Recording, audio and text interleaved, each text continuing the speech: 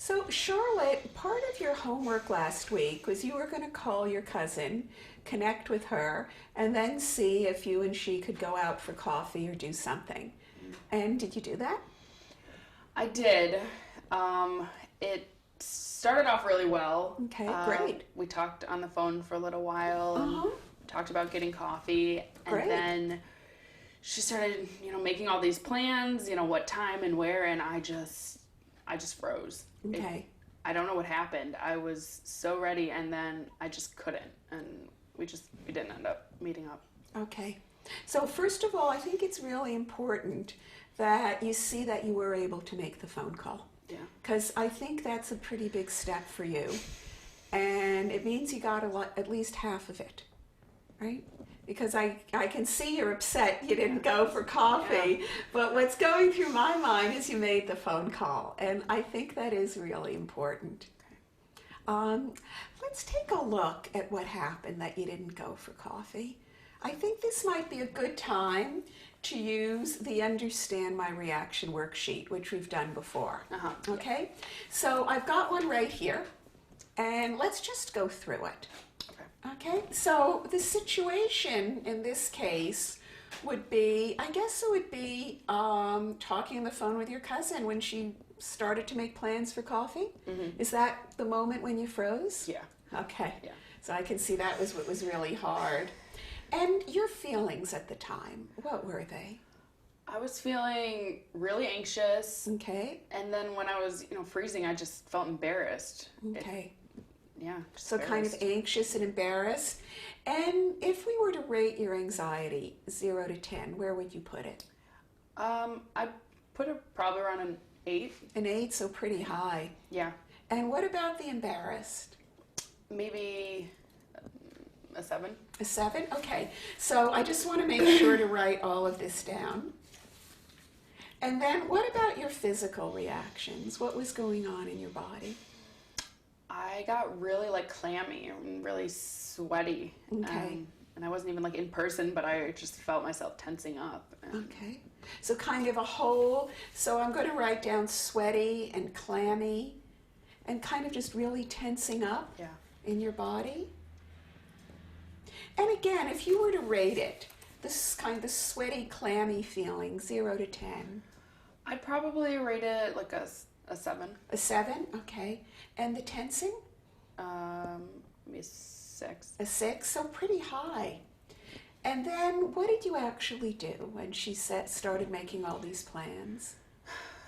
I just came up with an excuse and I just said no. I just tried to get off the phone as quickly as I could. Okay, so you sort of said no and tried to really end the conversation.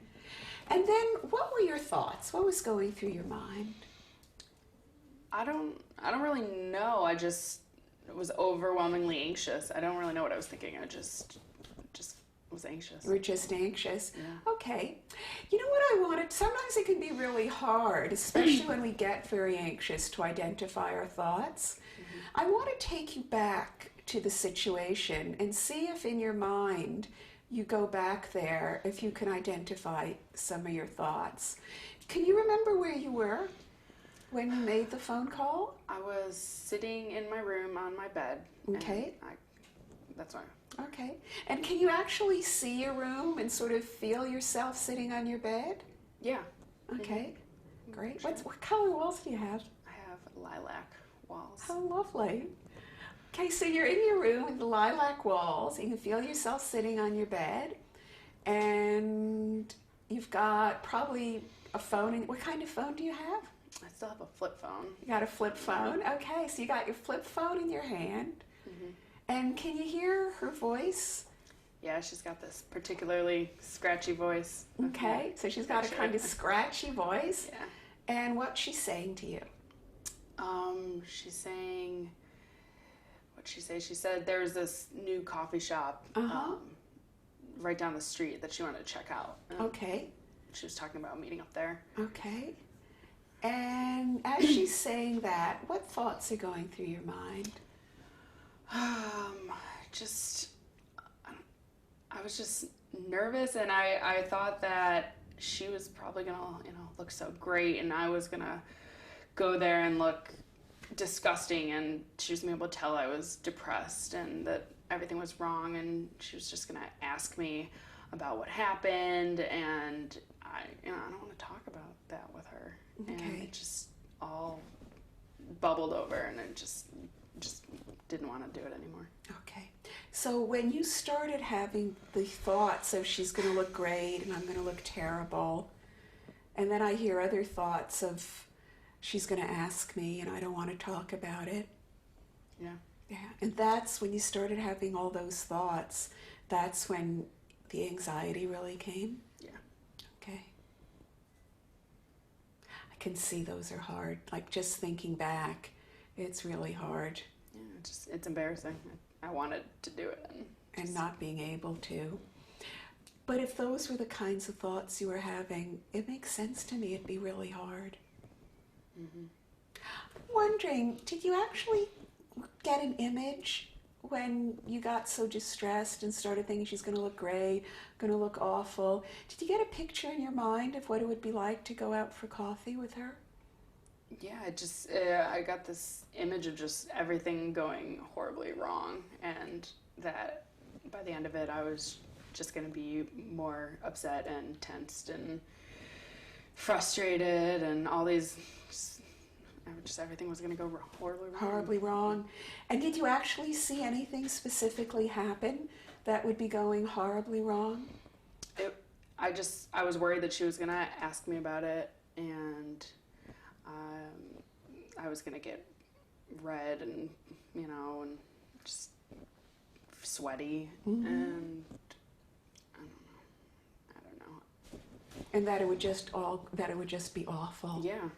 Right? Yeah. Charlotte, when we look at what was actually going on with you, right? Like when we look at, I'm going to write down some of the thoughts you said, because I think you did a good job of identifying them.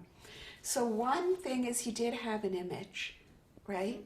And I think what you said, I'm just going to write shorthand of everything going terribly wrong. And you did a good job of describing the image. And then some of your thoughts were she's going to look great. And remember your thoughts about yourself? That she's gonna be able to tell I'm depressed, and that I've gained weight, and just... Okay, she'll tell I'm depressed and I've gained weight. She'll see that. Okay. And other thoughts? I think those are big ones, yeah. I think you've done a good job of capturing them.